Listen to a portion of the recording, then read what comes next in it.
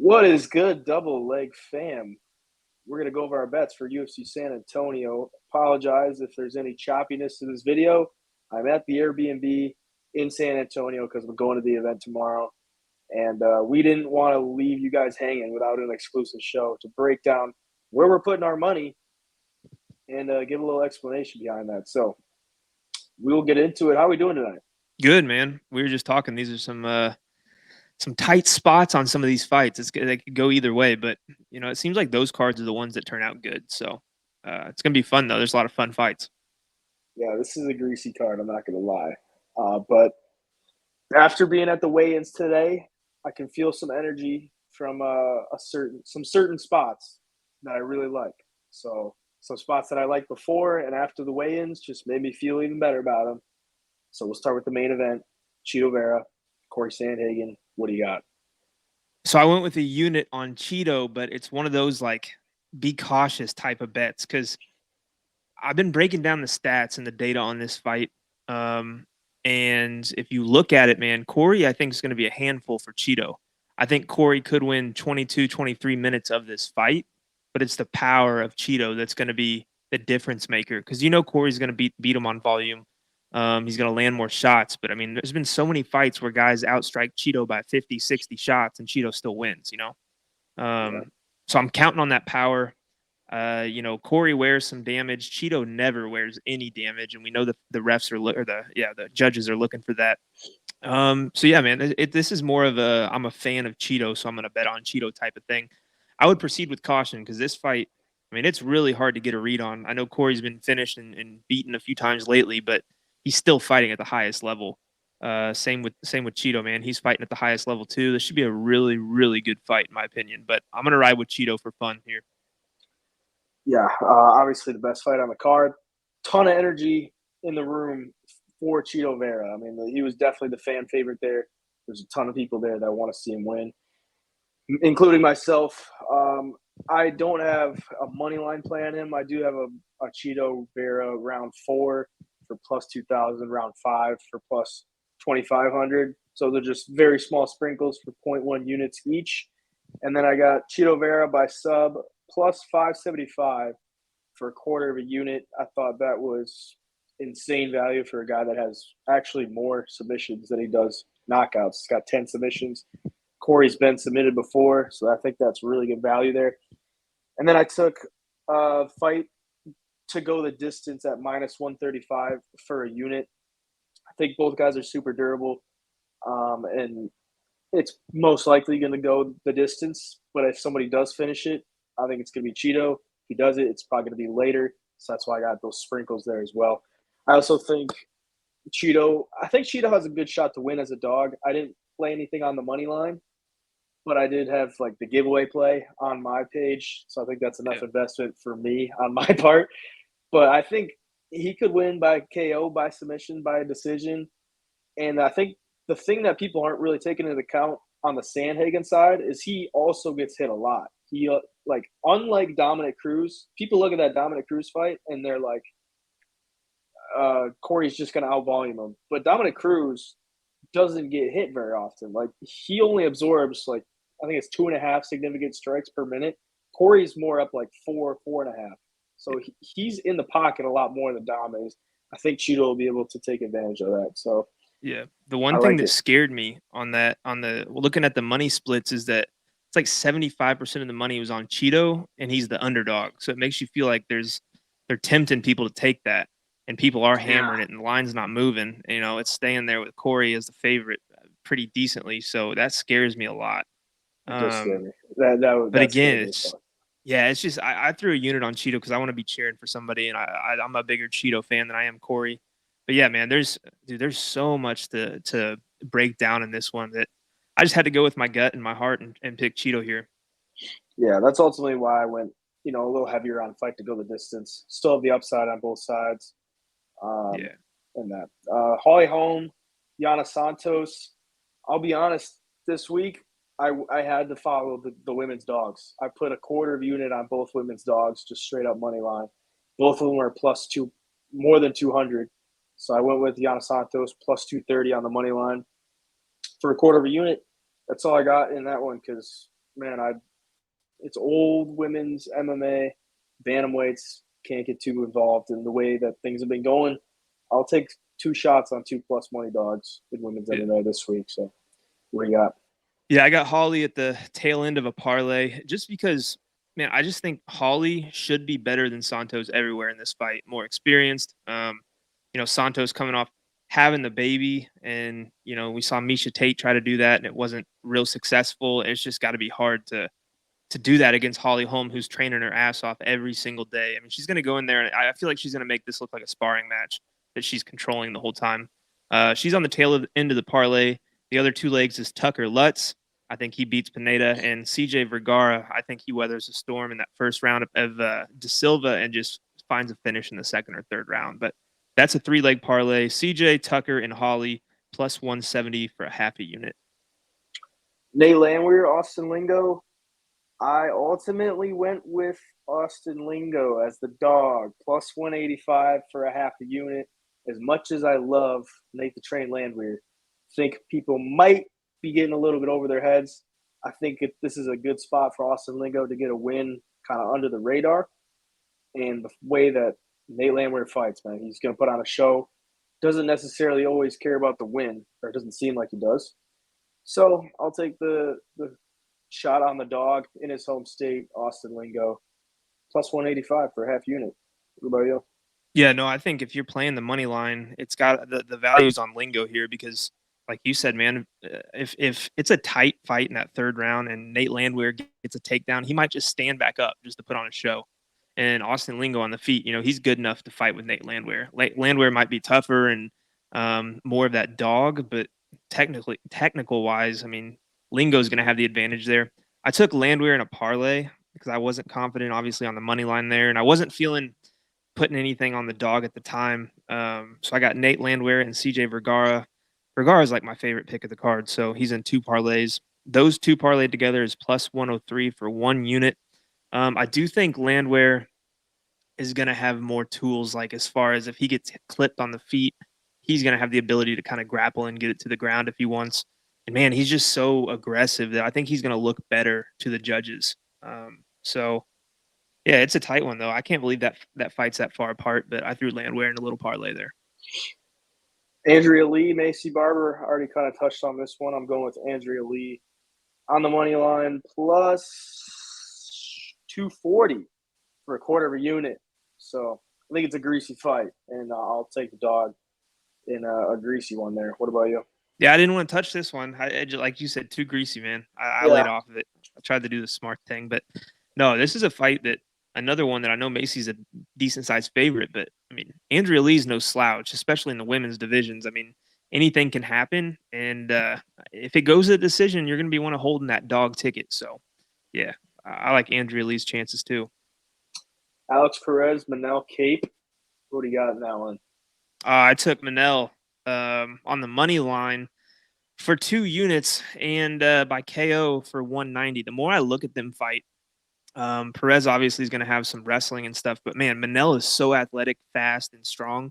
I don't think Perez is going to be able to do anything if he even gets the takedowns. And if he does shoot and he gets stuffed a few times, I think the confidence just starts dwindling. Manel Kopp on the feet is powerful. He's quick. I think he's going to show that. And really, for Manel Kopp, if he gets this win, you're getting thrown into the title conversation or the contenders conversation because the division's not that deep. So I think he comes in here focused, really wanting to get this win. And man, Perez has been finished 2 times in the first round, not long ago. So I know he's fighting guys like Pantoja and stuff, but man, Copp's kind of live for a submission prop too. I mean, he's got him in his back pocket. And I wouldn't be surprised if he pulls one off, but I think the KO is more likely. I think, as the fight goes on, especially, he's still going to hold power. And I just think he beats Perez. I think he's better than Perez. I think we're going to see it tomorrow. I'm on the other side here Oh, again. no. I'm going with Perez just to straight up to fade the public because I think a lot of people are on Manel Kopp, and I think it could be a trap play there. I mean, honestly, if you look at like how many people are on him, he should probably be a big favorite. So I'm looking at that and I'm seeing the value is on Perez because people are looking at his his recent fights, he's lost to two of the best guys in the division. But before that, I mean, he was on a good run there. And Manel Cop, I think he it could be a letdown spot. Let's just say that. Yeah. I don't want to. There's not a ton of like, I see this happening or that happening or this is why I made the play. It's a big fade the public play there, taking Alex Perez for me. Chidi and Joe Kawani, Albert Duraev. Chidi, I got Chidi by KO. Probably a lot of people do. Plus 120 for a half unit. And then I got him on a parlay with CJ Vergara for a half unit at plus 134. I think he can outlast Duraev. I think if he stuffs the takedowns early, it's going to be a long night for Duraev, or maybe a short one if he just KOs him. But Chidi, is an underrated grappler. I think he'll be able to handle the ground game. And on the feet, Duraev has been content to just stand with people for a little bit. He's going to get pieced up. And that swelling that he's been dealing with on his face, it's not going to last very long with Chidi hitting you. So, you got anything on this one?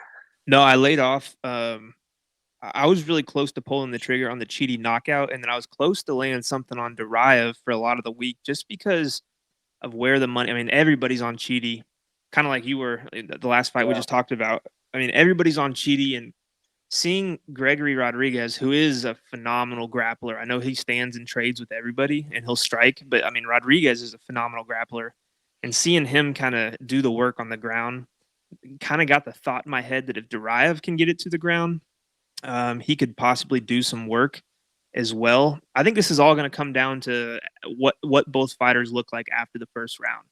If Duraev gets one takedown or two takedowns in the first round, and Chidi kind of empties the gas tank trying to get up and stuff, I think the fight could get really interesting. But if Chidi goes out there and just starts piecing him up, it's like you said, it could be a long night for Duraev. So I laid off that one. Yeah, and let me go over the no house advantage play for the week because it's the end of the main card, so you know what time it is. We got over 107.5 significant strikes for Corey Sandhagen, under 47.5 significant strikes for Holly Holm, under 58.5 significant strikes for Macy Barber, and under 48.5 significant strikes for Manel Cape. 11 extra money for a quarter of a unit there. I won't go over those too much, but unders have been, the way to go recently. But I also think Corey could probably get over 107.5 in 3 to 4 rounds. So, I mean, he's going to have to put that volume on, and it's just what he's going to have to do. He's going to have to out-volume him. Everybody knows that. Yeah. Tucker Lutz and Daniel Pineda, you got anything on this one? I wanted to take Pineda, but dude, popping hot in the PFL. He was on like legitimate steroids. I mean, you look at what he was caught with, and it was, a list of stuff. So, having to be clean now, I think we've seen it in his last few performances. Like, he's not that same dude. And he's 37, I believe, or so, or he's getting older. 37. So, you go up there against Tucker Lutz, who's taken a few years off and apparently has been working to get a lot better, who's already a good grappler, who's got a good left hook. I just don't see Pineda being able to last 3 rounds with him. I think Lutz wears on him, lands the heavier shots, and gets him out of there. But I mean, Pineda, what does he have? 100% finish rate? He's never won a decision. Yeah. Yeah, for his win. Yeah. Yeah. So I mean, he's obviously dangerous. I think if you do play Pineda, it's got to be first round. But I think Lutz just cruises here to a victory. Probably doesn't look too flashy or insane, but I think he gets it done. Yeah, I took the under 2.5 in that one, mainly because, like you said, if Pineda wins, he's never won a decision, and he's also 37. So it's like, how long can you stay in there? I think Tucker Lutz should be able to get him out of there in this one. I mean, he's not a potent finisher, but he can get the finish either way on the sub or with the KO on the ground. He's got enough under his record to make me feel good about it. Daniel Pineda, he's a killer be killed guy. So I took the under 2.5 in a parlay, which I'll finish off later. Trevin, or no, Steven Peterson, Lucas Alexander. Shout out to Steven Peterson's family. They were handed out some bandanas to the people. So Steve Peterson fans are going to be going crazy tomorrow. I got Steve Peterson on the money line, minus 145 for a half unit. I think he's just the better bet here. I mean, he's a dog. He's going to go in there and put everything he has into every fight. And I think he's durable enough to handle anything Alexander throws at him. And he's going to outvolume him. He's going to have the better moments. He's fighting in his home state. I think it's a great spot for him at minus 145. I'll take it all day. What about you? Yep, I got him on the money line too. Just for 1.5 units, just because, man, with Alexander, the one thing that does kind of scare me is that we don't really know what we're going to get with Alexander because his first fight ended pretty early when he got his back taken and submitted. But I mean, that's happened a couple more times too, where he gets in a bad position. He kind of gives up. And Peterson's a dude that you're probably not going to knock him out. I mean, the dude is tough. He probably will get hit, but he throws everything back at you. I think this is just a fight where you see Steven Peterson take over if he doesn't get an early finish, and he's going to do damage. He's going to take a little damage, but he'll be the one that is swinging more often. I just don't think Alexander is like UFC caliber either yet.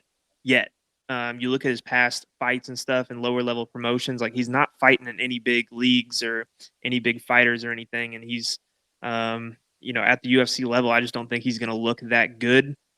I think Steven Peterson's going to have to watch out for the leg kicks because those could be a little dangerous. But again, man, Steven Peterson's one of those dudes. It's kind of like a zombie at times. He'll just walk right through all your shots and hit you even harder. So yeah, I like Peterson here. He's got 8 subs on his record too, and obviously we see what happens when Alexander gets in a bad spot on the ground or with his back taken. So yeah, I think Steve Peterson gets it done. 1.5 units on the money line. I really like that play right now.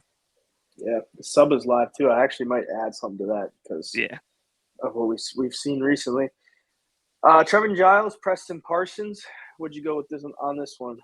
Nothing right now, but the more I think about it, this is kind of one that tomorrow I'll probably add something before the card. But right now I'm leaning Trevin Giles. I mean, this is basically a pick 'em fight, and the reason I lean Trevin Giles is because he's just more well rounded than Preston Parsons. I mean, we all know Preston Parsons' game plan is going to be let's try to get this thing on the ground and use that 10th planet jujitsu, which he's good at. I mean, he does have phenomenal subs, but I mean, Giles we've seen Giles in bad situations against like Delize and the leg and the knee bars and stuff and get out of them and come back to win those fights. Giles has some bad losses too, but his boxing is good enough to where if he's just throwing that jab out there on Parsons, I think that's gonna be a game changer in this fight. I think it's gonna be harder for Preston to get in where he wants to get this fight just because of Giles' boxing. He's pretty athletic. He fights with his hands low, so you can't really. It's hard to pick up where some of his shots are coming from on the feet. And he does have power. I mean, look what he did to Delize in that last round, man. He cracked him a few years ago. Um, so yeah, man, I wanted to take Preston Parsons. I see a lot of people riding Preston Parsons, but I've heard of some big sharps going on Trevin Giles too, and that makes me a little more confident. Well, I am one of those people going on Preston Parsons. I took him by sub or decision. So increase the price a little bit there for plus 145 for a half unit. I think if he gets into the ground, he's going to be able to either control him there or sub him there. I don't think he's going to knock him out. So I'm just kind of eliminating that. A ground and pound, I guess I can eat my ticket and whatever, but he's not really a big ground and pound guy. You saw in his last fight, he's going to go for those submissions, the Yeah. control time. And that he needs to get it to the ground. That's just straight up. I mean, he's got not much on the feet. He will go for the takedowns and he will push it. So I trust that he'll do that. If he comes out and just kickboxes, man, I don't deserve to win then. So I'll take him there by sub or decision. I also got two prize picks plays this week. The first one, I got Trevin Giles under 36.5 significant strikes and under 2.5 takedowns for Tucker Lutz. So Giles under on strikes. He's not a high volume on the feet. And if Parsons can grapple him up or just clinch him up a lot, I think he goes under there. And then Parsons has also been knocked out twice. So Giles could knock him out early. And then Tucker Lutz under on takedowns. I have the under in the fight. So I don't think Tucker Lutz is going to be able to rack up a bunch of takedowns. I think if he does get him to the ground, Pineda's not going to be able to just spring back up to his feet.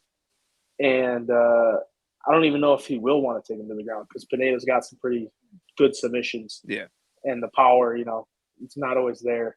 Yep. When you're off the juice. So he might be a submission or bust there. So I like that one. The next fight, we got CJ Vergara and Daniel Da Silva. Let me tell you this from the weigh-ins. Only person to get a better ovation than Chito Vera is CJ Vergara because he is the king of San Antonio. And they set him up to win here. So I'm going with CJ Vergara. Round 1 KO for a half unit plus 145. Round 2 KO for a quarter of a unit plus 375. So I think he gets it done early. I think he knocks him out. And then I also got him in the parlay with Chidi and Jokawani plus 134 for half unit. And I got him in a prize picks play, which is the second one here. We got him over 26.5 significant strikes and Tucker Lutz under 50.5 significant strikes. Echo the same stuff I just talked about Tucker Lutz with the unders. And then I got CJ Vergara going over because, one, he's not like a massive power guy. And 26.5, he could easily get that in one round. And I don't think Daniel Da Silva is super hittable. But I think he'll have a little bit more fight left in him, considering he's lost 3 straight. So he's going to be a little bit more durable. So I think Vergara should get over 26.5 super easily in this fight. I don't think he's going to take him down or anything like that. So yeah, I like that play a lot. Yeah, no, I got a CJ Vergara and a couple of those parlays I mentioned earlier. And then my prop bets, I've got Vergara second round KO and Vergara third round KO. I think either of those is possible just because, like you mentioned, Da Silva is 0-3 in the UFC. I think he kind of takes a step back in this first round, and he's not gonna be the same Silva we've seen in the past where he just goes in there guns blazing. I think he maybe tries to be more calculated, but as the fight goes on, I think he just starts getting in those firefights, and I think it's Vergara all day. Like you said, I think the UFC's setting up Vergara to win, and yeah, man, I like that prop a lot, especially that second round KO. I think that one's very, very possible, and I took it for a quarter of a unit. I almost wanted to take the over 5 minutes of fight time on prize picks because of that, because Daniel Da Silva might need to slow it down a little bit, but then CJ Vergara is in his hometown. Yeah. And he's probably going to come out there hot. He's going to come out there wanting to rip a face off. And then I saw Da Silva at the weigh-ins today. He looked hyped up as well. Don't see it lasting too long, but hopefully we can hit that second round KO. That'd be some good stuff right there. First fight of the night, Vinicius Salvador, Victor Altamirano. This one kind of caps off the parlay for me. So I got fight doesn't go the distance in the Altamirano Salvador fight, paired with the under 2.5 in the Vergara Da Silva fight, trioed with under 2.5 Pineda versus Tucker Lutz, plus 177 for a half unit. So a violence parlay there. And then I got a straight bet on fight doesn't go the distance for Altamirano Salvador, minus 185 for 3/4 of a unit. That's all I got on that one. Actually, I lied.